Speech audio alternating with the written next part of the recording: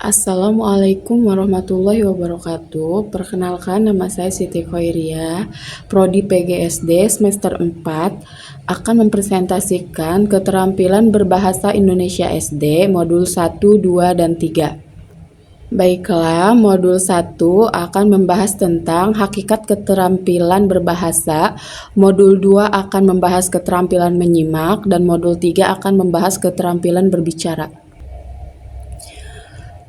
Yang pertama, hakikat keterampilan berbicara. Hakikat berbahasa ada 4 aspek, yaitu keterampilan menyimak, berbicara, membaca, dan menulis. Menyimak dan membaca merupakan aspek respektif, sementara berbicara dan menulis merupakan aspek produktif.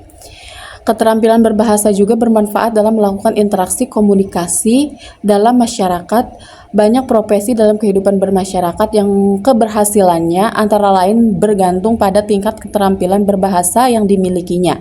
Misalnya profesi sebagai manajer, sebagai jaksa, sebagai pengacara, sebagai guru, sebagai penyiar, sebagai dai, sebagai wartawan, dan masih banyak lainnya.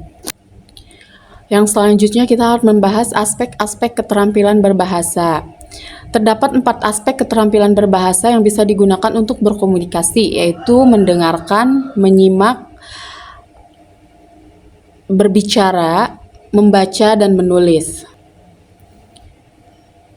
Baiklah, yang pertama kita akan membahas tentang mendengar atau menyimak. Mendengarkan adalah keterampilan memahami bahasa lisan yang bersifat respektif. Yang dimaksud dengan keterampilan mendengarkan di sini bukan berarti hanya sekedar mendengarkan bunyi-bunyi bahasa melalui alat pendengarannya, melainkan sekaligus memahami maksudnya.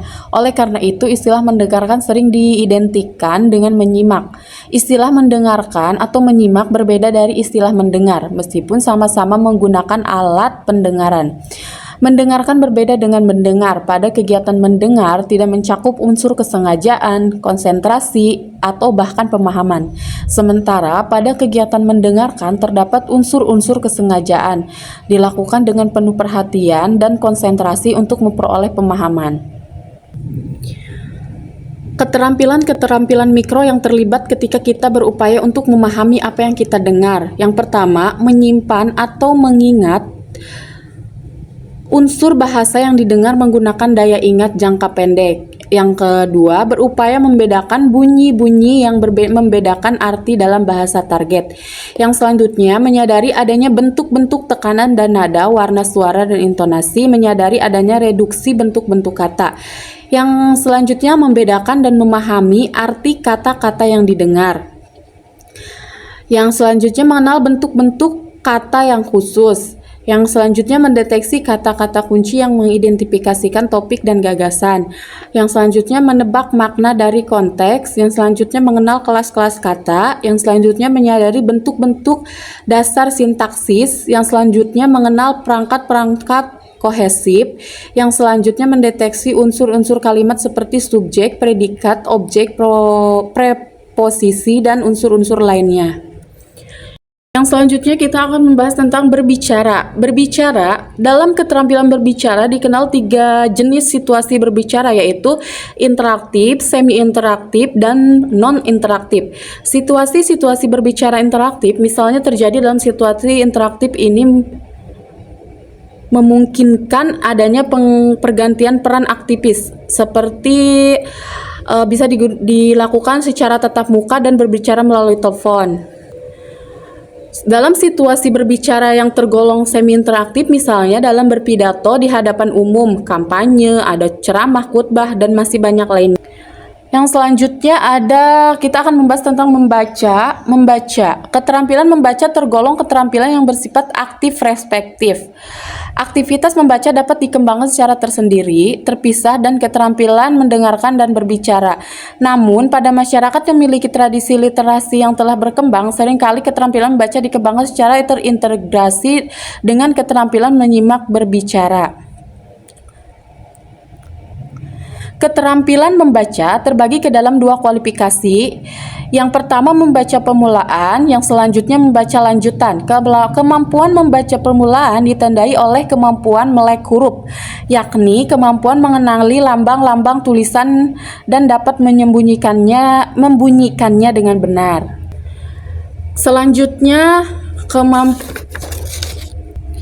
Yang selanjutnya ada membaca lanjutan, yaitu membaca ditandai oleh kemampuan melek wacana. Artinya, pembaca bukan hanya sekedar mengenali lambang tulis, biasanya membunyikan dengan lancar, melainkan juga dapat memetik isi atau makna bacaan yang dibacanya. Yang terakhir ada menulis. Keterampilan menulis merupakan keterampilan yang bersifat aktif produktif. Keterampilan ini dipandang menduduki hierarki yang paling rumit dan kompleks di antar jenis-jenis keterampilan berbahasa lainnya. Keterampilan menulis pun dapat diklasifikasikan ke dalam dua kategori, yakni menulis permulaan dan menulis lanjutan. Menulis permulaan sesungguhnya identik dengan melukis gambar. Pada fase ini, si penulis tidak menuangkan ide atau gagasan, melainkan hanya sekedar melukis atau menyalin gambar atau lambang bunyi bahasa ke dalam wujud lambang-lambang tertulis. Yang selanjutnya kita akan membahas keterkaitan antar aspek keterampilan berbahasa. Yang pertama, hubungan berbicara dengan menyimak.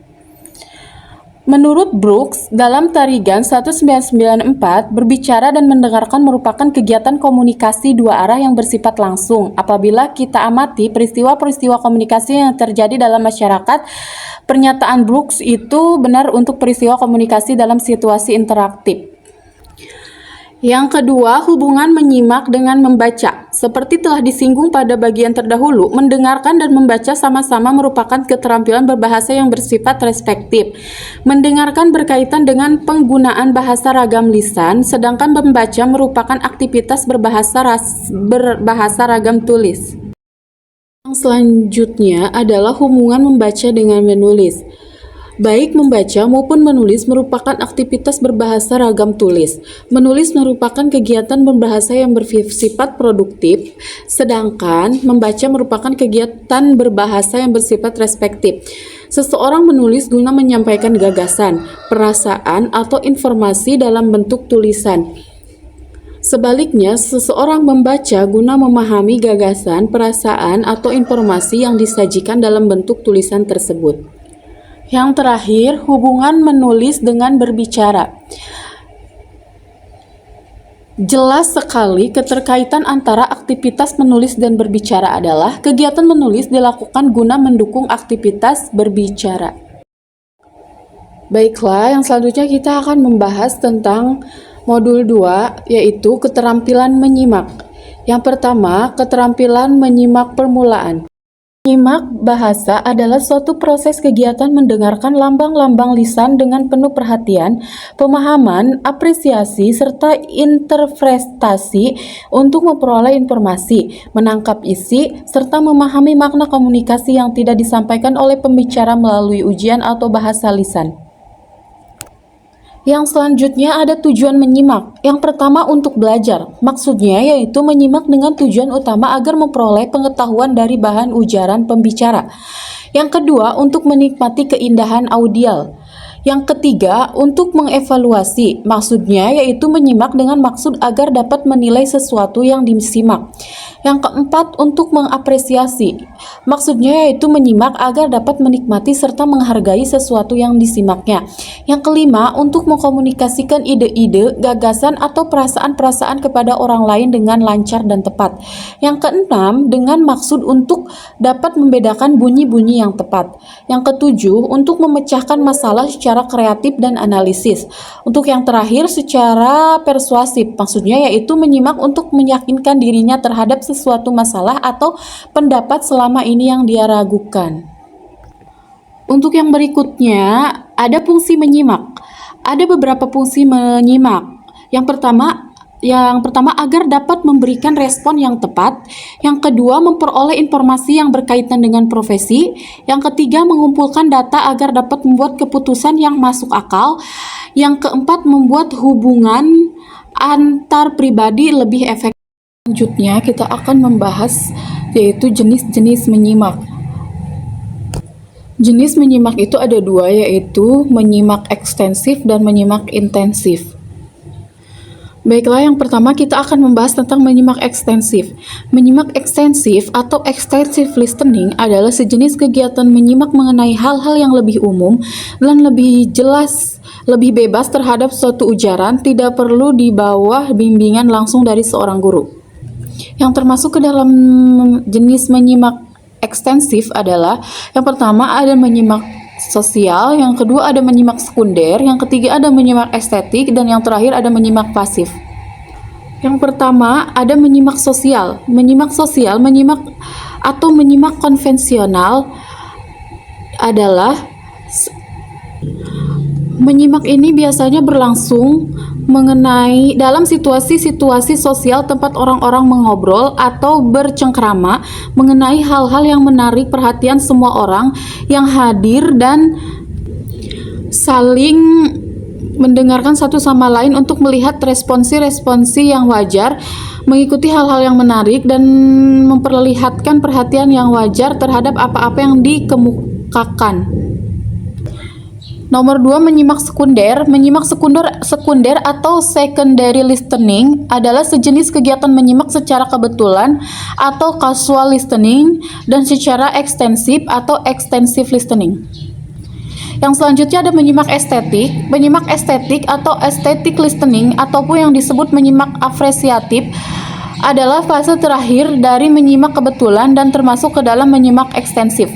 Dan yang terakhir adalah menyimak pasif. Menyimak pasif adalah penyerapan suatu ujaran tanpa upaya sadar dan biasanya menandai upaya-upaya kita pada saat belajar dengan kurang teliti, tergesa-gesa, menghafal luar kepala, berlatih santai, serta menguasai sesuatu bahasa. Yang kedua, ada menyimak intensif. Menyimak intensif adalah kegiatan menyimak yang harus dilakukan dengan sungguh-sungguh dan penuh konsentrasi agar dapat menangkap makna yang dikehendaki.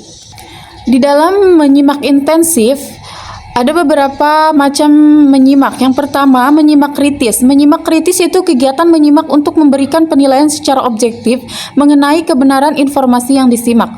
Yang kedua, menyimak konsentratif. Menyimak konsentratif sering juga disebut a study type listening atau menyimak yang merupakan sejenis telaah. Yang ketiga, menyimak kreatif. Menyimak kreatif adalah sejenis kegiatan dalam menyimak yang dapat mengakibatkan kesenangan rekonstruksi imajinatif pada para penyimak terhadap bunyi, penglihatan, gerakan, serta perasaan-perasaan kinestetik yang disarankan atau dirangsang oleh apa-apa yang disimaknya. Yang keempat, menyimak eksploratif. Menyimak eksploratif, menyimak yang bersifat menyelidik atau exploratory listening adalah sejenis kegiatan menyimak intensif dengan maksud dan tujuan menyelidiki sesuatu lebih terarah dan lebih sempit. Yang kelima, menyimak interogatif. Menyimak interogatif adalah sejenis kegiatan menyimak intensif yang menuntut lebih banyak konsentrasi dan seleksi, pemusatan perhatian dan pemilihan butir-butir dari ujaran sang pembicara karena sang penyimak akan mengajukan sebanyak mungkin pertanyaan. Yang terakhir ada menyimak selektif. Menyimak selektif yaitu kegiatan yang menyimak yang memusatkan perhatian pada hal tertentu yang sudah dipilih. Baiklah, selanjutnya kita akan bahas ciri-ciri menyimak intensif. Adapun ciri-ciri menyimak intensif, yang pertama, menyimak intensif adalah menyimak pemahaman. Artinya, pemahaman ialah suatu aspek pemikiran tentang suatu objek. Yang kedua, menyimak intensif memerlukan konsentrasi tinggi. Maksudnya adalah memusatkan semua perhatian, baik pikiran, perasaan, ingatan, dan sebagainya kepada satu objek. Yang ketiga, menyimak intensif ialah memahami bahasa formal.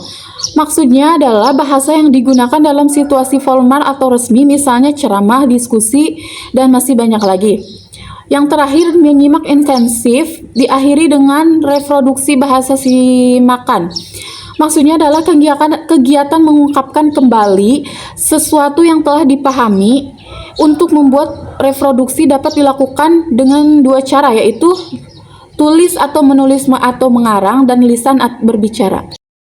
Untuk yang selanjutnya kita akan membahas tentang tahap-tahap menyimak. Yang pertama ada hearing atau mendengarkan, yang kedua ada memahami atau understanding, yang ketiga ada menginterpretasi atau interpreting, yang keempat ada mengevaluasi atau evaluating, yang terakhir menanggapi atau responding. Yang pertama adalah mendengarkan atau hearing. Mendengarkan dalam arti hearing didefinisikan sebagai aktivitas fisik yang seseorang menerima suara melalui indera pendengaran. Yang kedua, memahami atau understanding. Setelah kita mendengar, maka ada keinginan bagi kita untuk mengerti atau memahami dengan baik isi pembicaraan yang disampaikan oleh sang pembicara. Yang ketiga, ada menginterpretasi atau interpreting. Menyimak yang baik, yang cermat dan teliti, belum puas jika hanya mendengar dan memahami isi ujaran sang pembicara. Dia ingin menafsirkan atau menginterpretasikan isi butir-butir pendapat yang terdapat dan tersirat dalam ujaran itu. Yang keempat, ada mengevaluasi atau evaluating.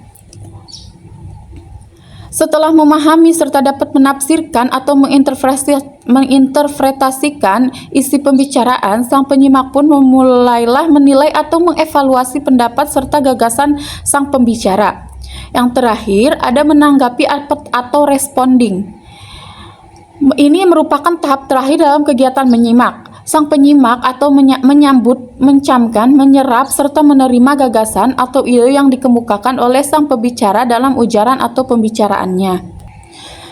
Adapun faktor-faktor yang mempengaruhi menyimak antara lain: 1.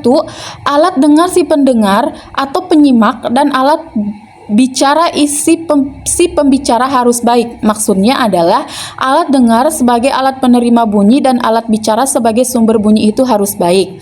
Yang selanjutnya, yang kedua, situasi dan lingkungan pembicaraan itu harus baik.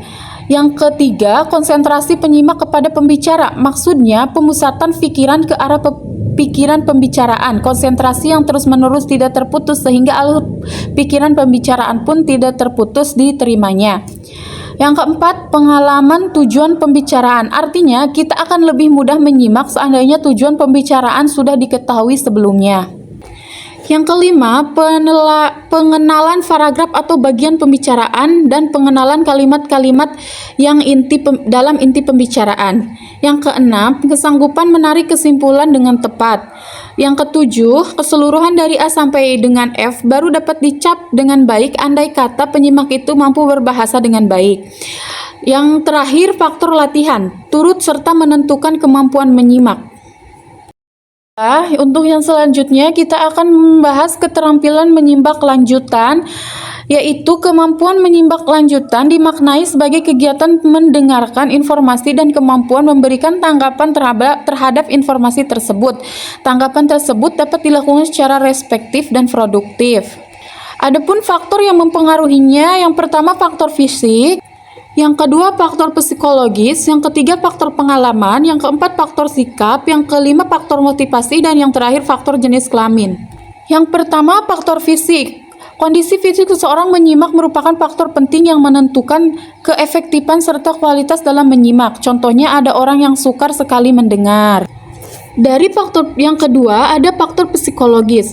Ada beberapa faktor psikologis yang mempengaruhi keberhasilan menyimak. Yang pertama, prasangka dan kurangnya simpati terhadap pembicaraan dengan aneka sebab dan alasan.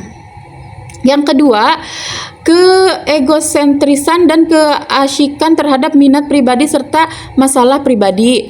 Yang ketiga, kepicikan yang menyebabkan pandangan yang kurang luas. Yang keempat, kebosanan dan kejenuhan yang menyebabkan tiadanya perhatian sama sekali pada pokok pembicaraan. Yang terakhir, sikap yang tidak layak terhadap sekolah, terhadap guru, terhadap pokok pembicaraan atau terhadap sang pembicara. Yang ketiga ada faktor pengalaman. Maksudnya adalah sikap-sikap kita merupakan hasil pertumbuhan, perkembangan, pengalaman kita sendiri. Kurangnya atau adanya minat pun agaknya merupakan akibat dari pengalaman yang kurang atau tidak ada sama sekali pengalaman dalam bidang akan disimak itu. Yang keempat ada faktor sikap. Setiap orang akan cenderung menyimak secara seksama pada topik-topik atau pokok-pokok pembicaraan yang dapat disetujui dibandingkan dengan yang kurang atau tidak setuju. Yang kelima ada faktor motivasi. Merupakan salah satu butir pemicu keberhasilan seseorang. Kalau motivasi kuat, untuk mengerjakan sesuatu, maka dapat diharapkan orang itu akan berhasil mencapai tujuan. Yang terakhir ada faktor jenis kelamin. Julian Silverman menemui fakta-fakta bahwa gaya menyimak pria dan umumnya bersifat objektif, aktif, keras hati, analitik, rasional, keras kepala, atau tidak mau mundur, menetralkan, intrusif, yang bersifat mengganggu, berdikari atau mandiri, sanggup mencakup kebutuhan sendiri, dapat menguasai, mengendalikan emosi, sedangkan gaya menyimak wanita cenderung lebih subjektif, pasif, ramah atau simpatik, difusif atau penyabar, sensitif, mudah terpengaruh atau gampang terpengaruh, mudah mengalah, responsif, bergantung atau tidak berdikari, dan emosional.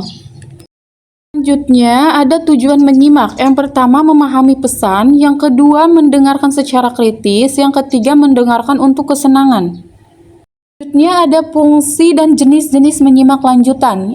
Yang pertama ada fungsi menyimak lanjutan, diantaranya yaitu menentukan tujuan penutur dan kemudian organisasikan informasi tutur tersebut supaya bisa mengingatnya. Yang kedua, menyaring pesan untuk mendeteksi atau alat propaganda dan bahasa persuasif. Yang ketiga, mendengarkan seseorang penutur atau pembaca untuk kesenangan.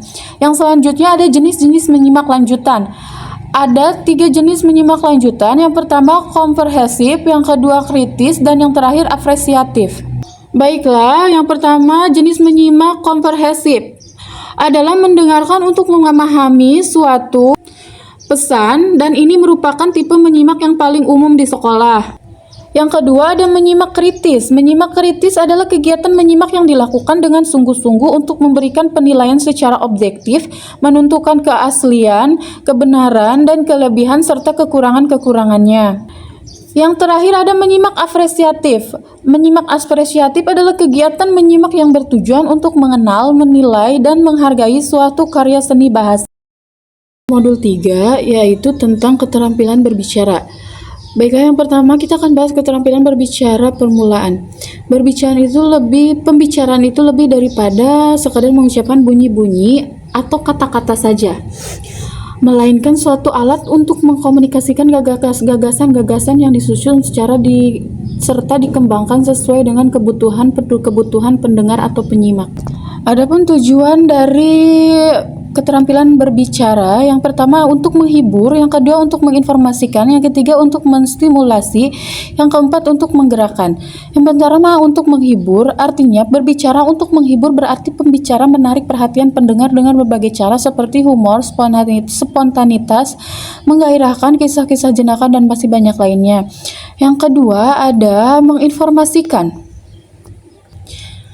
Menginformasikan adalah berbicara untuk tujuan menginformasikan, untuk melaporkan, dilaksanakan bila seseorang ingin yang pertama menjelaskan suatu proses, yang kedua menguraikan atau menafsirkan atau menginterpretasikan sesuatu hal, yang ketiga memberi atau menyebarkan atau menanamkan pengetahuan, yang terakhir untuk menjelaskan kaitan.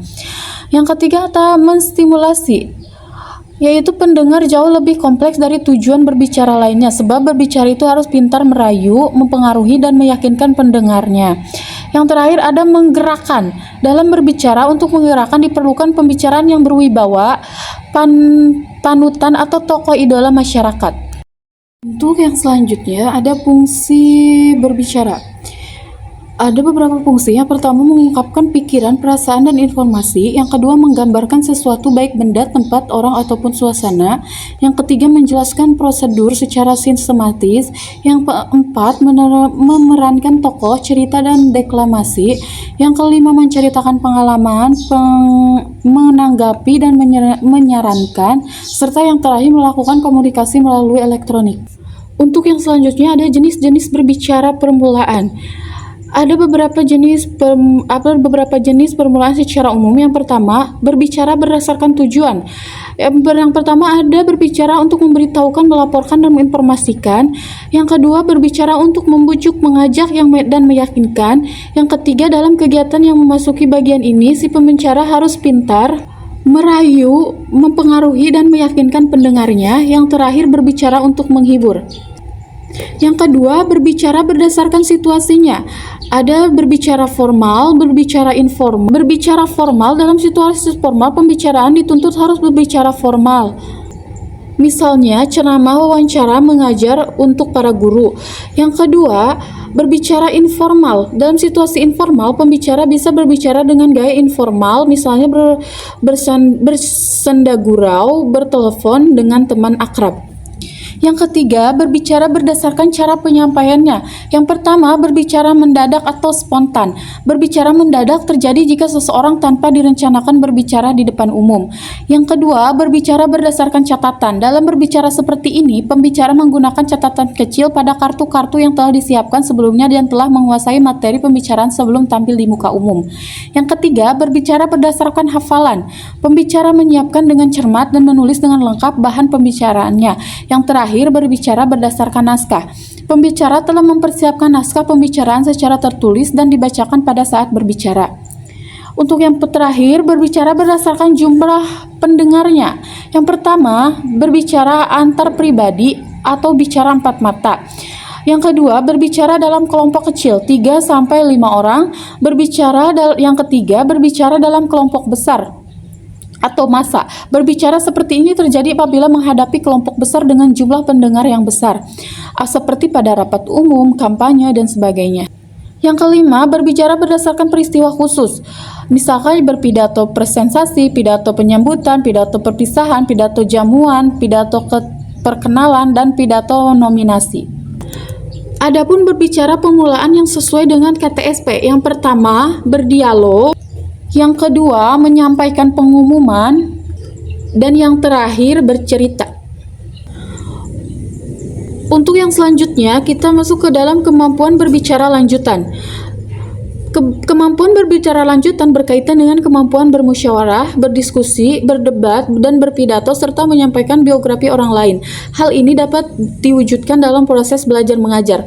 Kemampuan tersebut memerlukan latihan. Berlatih bermusyawarah dan berdiskusi dapat meningkatkan kemahiran seseorang dalam penguasaan keterampilan berbicara. Yang selanjutnya ada tujuan berbicara lanjutan. Tujuan pembicara biasanya dapat dibedakan atas 5 golongan. Yang pertama, berbicara untuk menghibur. Kegiatan berbicara bertujuan untuk menghibur para pendengar. Pembicara menarik perhatian pendengar dengan berbagai cara seperti humor, spontanitas, kisah-kisah jenaka, dan sebagainya. Menghibur adalah membuat orang tertawa dengan hal-hal yang dapat menyenangkan hati, menciptakan suatu suasana keriangan dengan cara menggembirakan. Yang kedua, berbicara untuk menginformasikan. Berbicara untuk tujuan menginformasikan dilaksanakan kalau seseorang berkeinginan, satu, menenangkan atau menjelaskan suatu proses, yang kedua, memberi atau menanamkan pengetahuan, yang ketiga, menguraikan, menafsirkan atau menginterpretasikan sesuatu hal, yang terakhir, menjelaskan kaitan, hubungan, relasi antar benda, hal, atau peristiwa. Yang ketiga, berbicara untuk menstimulasi. Berbicara untuk tujuan menstimulasi pendengar jauh lebih kompleks daripada berbicara untuk menghibur atau berbicara untuk menginformasikan. Sebab pembicara harus pintar merayu, mempengaruhi, atau meyakinkan pendengarnya. Yang keempat, berbicara untuk meyakinkan. Meyakinkan pendengar melalui pembicaraan, sikap pendengar dapat diubah misalnya dari sikap menolak menjadi sikap menerima. Misalnya bila seseorang atau sekelompok orang tidak menyetujui suatu rencana, pendapat atau putusan orang lain, maka orang atau kelompok tersebut perlu diyakinkan bahwa sikap mereka tidak benar.